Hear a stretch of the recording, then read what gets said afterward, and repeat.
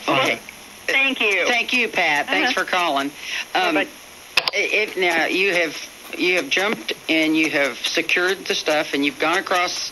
No, and you're going back to England now after you get through with all that. After we lost most of our people on the 4th of July, we broke off contact with the enemy. We went back to England because we had replacement troops waiting for us in England that we had to give some extensive training to about combat conditions and what don't do and what do. And one of the first things we told them when you get in combat, don't ever go souvenir hunting. And you know, the first day up on line in Holland, I had 2 guys went souvenir hunting, young kids. One of them got killed and one of them got wounded. Oh, that's too bad. Because they wouldn't listen to us old-timers. Yeah. Hell, I was only 22 years old, but I was an old-timer. Yeah. You were a real vet, weren't you? I was a real vet. You bet. Well, now, what do you mean by souvenir hunting? We'll go out in here Try to find a looking for pistols and, cougars. Guns. And, okay. Mostly not helmets, more than weapons. Weapons and rings, they'd take the watches off the dead and that. And I didn't miss them, and neither did their squad leader until we started checking equipment for a training program we was going to start through. And we had 2 sets of equipment left over.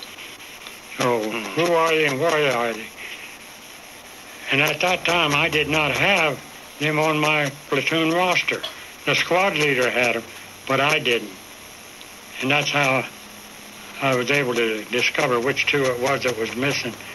And I hated it that we didn't watch them better, but they were supposed to pay attention to what they were told. Sure. And we told them to pay attention to everything that we told them, because we wasn't going to mislead them. I think, too, not that you were an old person, but I think most 18 and 19-year-olds think they're pretty invincible. Sure. You know, and they're indestructible. And you'd been there and you knew better.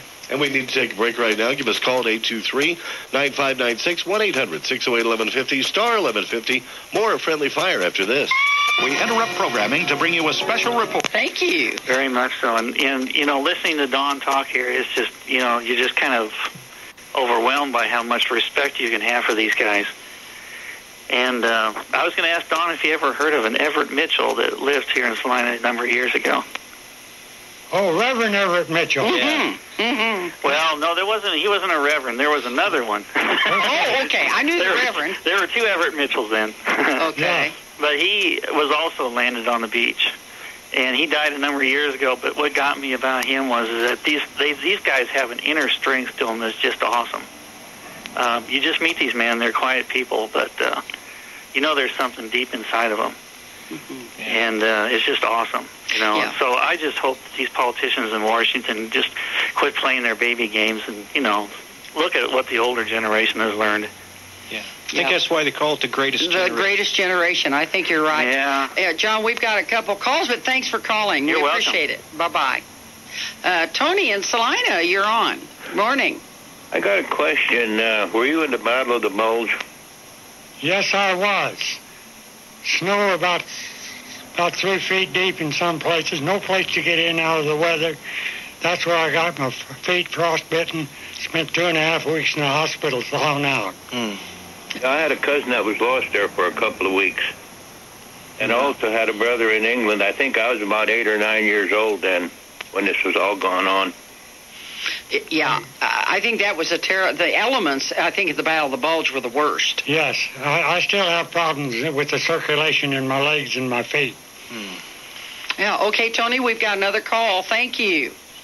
Earl from Holyrood, you're on. Yes, thank you. I had a brother with the 82nd who jumped at Arnhem. Arnhem, yes, up in the British sector. Right. The bridge too far. Right. The book and the movie called A Bridge Too Far. Yes. And I was wondering, weren't the powers that be advised of the German division that was right there that they jumped on top of, if I'm not mistaken? It was an armored division being regrouped and reformed. Yes. That they jumped on. Yes. They jumped on the same field 2 days in a row. So in the second day, the planes was coming in on the same azimuth, the same flight pattern and everything. The Germans knew that they were headed for that same field, and they knew that they was also headed for the Arnhem Bridge. It's the only thing that of any military strategy in the area. So the Germans knew where they was going and knew what was going to happen, and there was a slaughter. Okay. Well, thank you. Thanks for your call.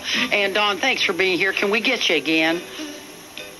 If you can catch me. Okay. Anyway, we thanks Don Dix. What a has treat. Been a wonderful guest, and we thank you, and we'll see you tomorrow.